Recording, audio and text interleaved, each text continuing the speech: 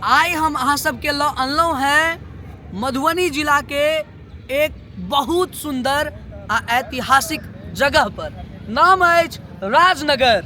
नमस्कार, जय हिंद, जय मिथिला। हम छी कृष्णा और अहाँ देख रहल छी स्टैंड विथ मिथिला। राजनगर खाली एक गाम नहीं छै, ई इतिहास के सांस लैत धरती छै। एतय के खास पहचान अछि राजनगर पैलेस, जकरा अहाँ अखन देख रहल छी, जकरा लोग नौलक्खा महल सेहो कहैत छथि। कहल जाइत अछि जे एक समय ई महल बहुत विशाल छल। चारू ओर बगीचा, पोखरि, मंदिर आ महल के कतार छल। राजघराना एतय रहैत छलाह आ पूरा इलाका में राजसी रौनक छल। अहाँ देखियो, एहिठाम पूरा हम गेट पर एक बेर अहाँके दिखा दी। दूर दूर से लोग एतय आबै छथिन और फोटो खिंचाबै छथिन। हम पूरा के पूरा इतिहास अहाँके जरूर बतायब। अहाँ देख लियो केहन ई ऐतिहासिक स्थान छलै और ई केना कऽ खंडहर में तब्दील भऽ गेलै। ओहि साइड सेहो देख लियो मंदिर छै। एकदम से राजघराना के जे ई एगो संपत्ति छल से केहन छल। अब आओ हम अहाँके लऽ कऽ चलै छी अंदर में और एहिठाम अहाँ देखियो ई वीडियो के पहिल क्लिप अछि और दोसर क्लिप में अहाँके हम पूरा के पूरा ई क्षेत्र जे छै पूरा देखायब। एक बेर अहाँ ई वीडियो में पहले पूरा इतिहास जानि लिअ और ई स्थान के देख लियो। एक बाद अहाँके हम सेहो पूरा क्षेत्र के भ्रमण करायब।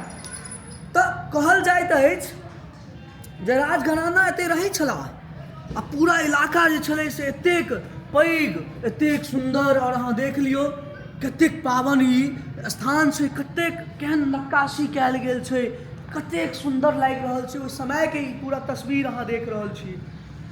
मुदा ई जे खंडहर अहाँ देख रहल छियै, एहि खंडहर के एकटा खास राज छै।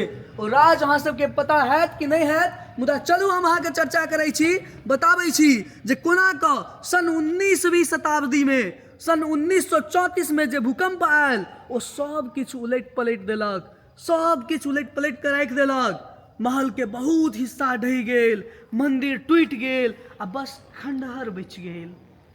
आइ जे हम देखैत छी ओ खंडहर नहीं, ओ इतिहास के निशानी छै।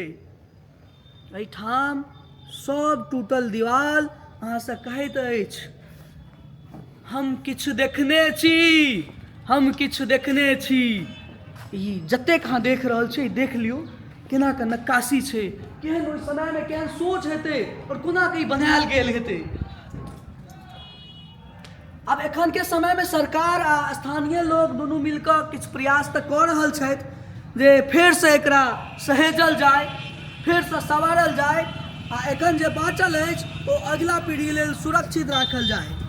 एतय आइयो लोक आबैत अछि फोटो घिचबै लेल, इतिहास जानै लेल आ मिथिला के गौरव के महसूस करै लेल।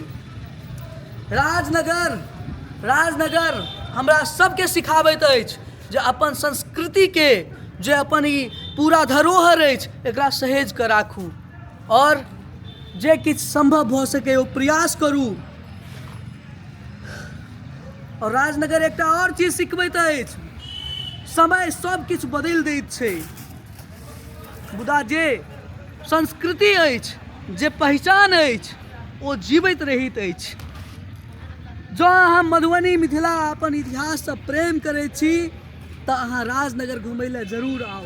देखियो हम कोशिश तऽ कऽ रहल छी केना कऽ के ई सब टूटल छै। किछु दिन के बाद अहाँके इहो नहीं नजर आयत। इहो हम अहाँके स्पष्ट बता दी, समय के जे काल चक्र चलि रहल अछि, ओहि काल चक्र में हम अहाँ जे हिसाब से पड़ल छी, ओहि मुताबिक अहाँके कहि रहल छी जे आबऽ वाला समय में अहाँके इहो सब किछु बहुत रास चीज अहाँके नहीं देखै के भेटत।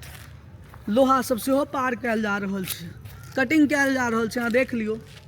और अतिक्रमण के से प्रभाव छै जे संभवतः ई आबै वाला किछु साल में अहाँके जे छै से एकदम से नामो निशान मिटै के स्थिति में आबि जेतै।